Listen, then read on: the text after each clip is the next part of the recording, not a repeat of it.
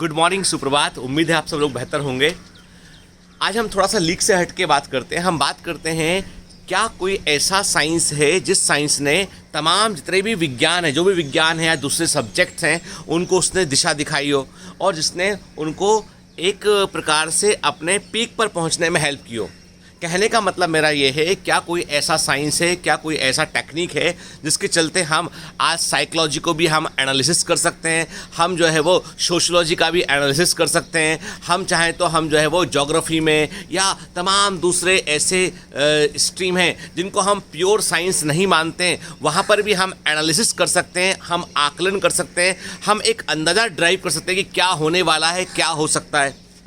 पता है आपको क्या कि सबसे बड़ी खोज जो हम ऐसा कहते हैं 18वीं सदी में, 18th सेंचुरी के लास्ट में या 19th सेंचुरी के बिगिनिंग में जो सबसे बड़ी खोज हुई वो हुई स्टैटिस्टिक्स की। लोगों ने आंकड़ों को समझना शुरू किया, डेटा का एनालिसिस शुरू किया और यही कारण है कि मेंडल जेनेटिक्स से लेकर हम बात करें तमाम प्रकार के जितने भी साइंस हैं जिनमें कि हम अभी कैलकुलेशन करके हम प्रिडिक्शन कर पाते हैं कि यदि हमने ये कैलकुलेट किया है तो इसका परिणाम ये निकलेगा। Just possible because of the statistics.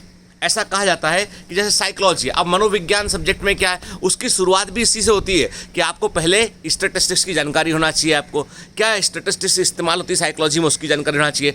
Commerce की बात करें, किसी सब्जेक्ट की बात करें आप, यदि आपको डेटा का एनालिसिस करना नहीं आता है, उसके स्टैटिस्टिक्स टेबल को पढ़ते नहीं आता है, उसका हम ठीक से इस्तेमाल करना नहीं आता है, तो आप सही कंक्लूजन तक नहीं पहुँच पाएंगे। अब आप बोलोगे सर सुबह सुबह ये स्टैटिस्टिक्स बीच में कहाँ से आ गया? दरअसल मेरा कहने का मतलब है कि what is the meaning of, exact meaning क्या है स्टैटिस्टिक्स का? वो मतलब है कि you have to analyse a set of information, सूचनाओं के एक सेट ऑफ इंफॉर्मेशन को आप एनालाइज करते हैं और आप फिर उसमें जो प्रोबेबिलिटी होती है, जो आपको अधिक बार दोहराए गए क्रम होते हैं, उनको दिमाग में रखते हुए आप एक कंक्लूजन में पहुंचते हैं। एंड ए सिंगल डेटा, एक अकेली इन्फॉर्मेशन काम की नहीं होती है। एक अकेली इन्फॉर्मेशन से आप जो है वो निष्कर्ष नहीं निकाल सकते हैं, लेकिन आपके पास सेट ऑफ इन्फॉर्मेशन होगी तो आप निष्कर्ष निकाल सकते हैं। जैसे कि मैं आपसे बोलूं कि मैं आपको दिन भर में, मैं आपको जो है सुबह सुबह मैं आपको 10 बातें कहूंगा और शाम तक आप जो है 10 में से 3 बातों को आप याद रखेंगे, 10 में से 3 बातों को आप याद रखेंगे, 2 बातों को आप थोड़ा थोड़ा याद रखेंगे और 2 बातों का मतलब आप बदल देंगे और 3 बातों को आप भूल जाएंगे। क्या बोला मैंने? कहा 10 में से 3 बातें आप याद रखेंगे, 2 बातों को थोड़ा याद रखेंगे, 2 बातों को आप बदल देंगे और 3 बातें आप जो है वो भूल जाएंगे। आपने कहा नहीं सर, मैं आपकी 10 की 10 बातें इस्तेमाल याद रखूंगा।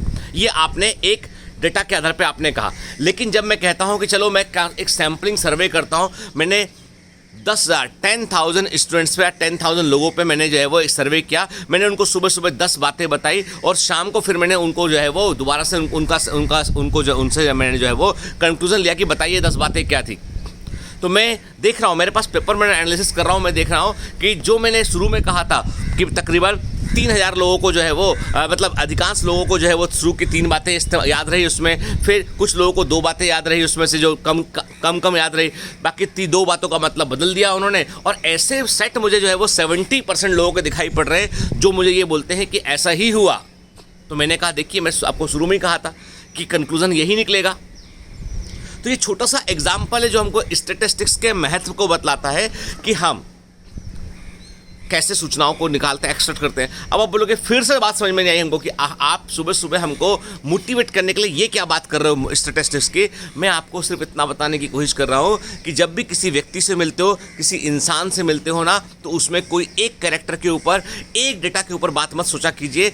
एक व्यक्ति में बहुत सारे व्यक्ति छुपे होते हैं, बहुत सारी उसमें अलग अलग बातें होती हैं, कुछ अच्छी होती हैं, कुछ बुरी होती है। और जब भी कभी किसी व्यक्ति से नफरत करने का दिल करे, किसी व्यक्ति से जो है वो आपको नहीं बनती है, तो केवल आप उसकी अच्छी और बुरी बातों की एक लिस्ट तैयार कर लें। आप पाएंगे उसमें कि उस व्यक्ति से भी कुछ सीखने का था।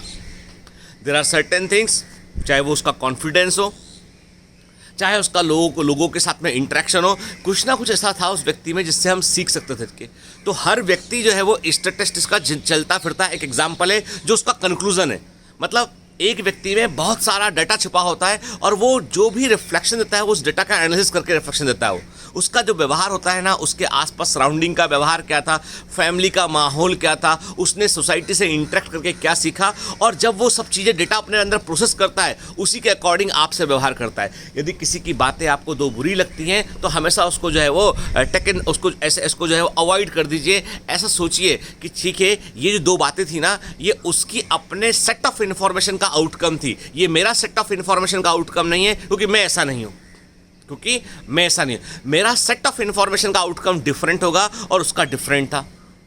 तो हमेशा कोई भी व्यक्ति किसी दूसरे व्यक्ति को यदि कुछ बातें कहता है, अच्छा नहीं लगता है आपको, तो आप यही सोचिए उसमें कि ये उसके अंदर का स्टैटिस्टिक्स था जिसने उन इन्फॉर्मेशन को बाहर निकाला और उसने मुझसे दो चार बातें ऐसी बोल दी कि ये उसके सेट ऑफ इन्फॉर्मेशन का आउटकम था।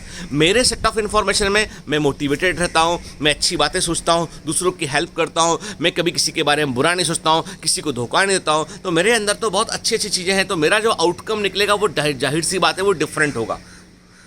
नेवर जज a person by a single character. हमेशा जो है उसके पूरे कैरेक्टर की वो समग्र तौर पे कैसा है, कि इंटीग्रेटेड तौर पे कैसा है, उसको देखिए हमेशा। तो स्टैटिस्टिक्स केवल हमको विज्ञान नहीं सिखाता है, ये केवल मनोविज्ञान भी नहीं सिखाता है, ये हमको जीने का तरीका भी सिखाता है।